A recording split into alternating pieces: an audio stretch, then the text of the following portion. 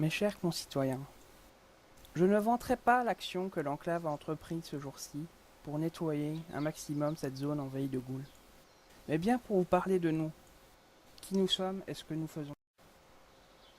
Nous ne saurions oublier aujourd'hui que nous sommes les héritiers de cette première révolution, que tous, amis comme ennemis, sachent dès aujourd'hui que en ce lieu, que le flambeau a été passé à une nouvelle génération, née en ce siècle, tempérée par les combats, disciplinée par une paix difficile et malheureusement éphémère, fière de son héritage ancien et qui refuse d'assister et de laisser place à la lente décomposition des droits de l'homme pour lesquels cette nation s'est toujours engagée et pour lesquels nous nous engageons aujourd'hui dans ce pays et dans le monde entier.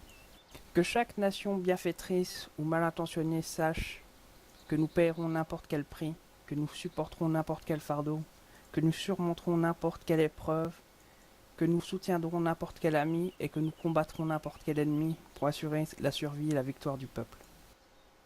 Vous savez tous que le but premier de l'enclave est d'aider le peuple. Ce même peuple qui souhaite tout autant que moi un monde meilleur. Un monde où nous serions tous sous la même bannière, avec les mêmes lois qui défendront l'homme et non l'argent, contrairement au monde précédent. Alors aidez-nous à bâtir ce nouveau monde. Nous n'accomplirons pas tout cela dans les 100 premiers jours, ni cette année, ni même peut-être au cours de mon existence sur cette planète. Mais nous pouvons commencer. C'est entre vos mains, mes chers concitoyens, plus que dans les miennes, que reposera le succès et l'échec final, ou l'échec final, de notre fondation, de notre nation. Chaque génération a dû témoigner de sa loyauté envers leur pays. Les jeunes qui ont répondu à cet appel reposent dans le monde entier.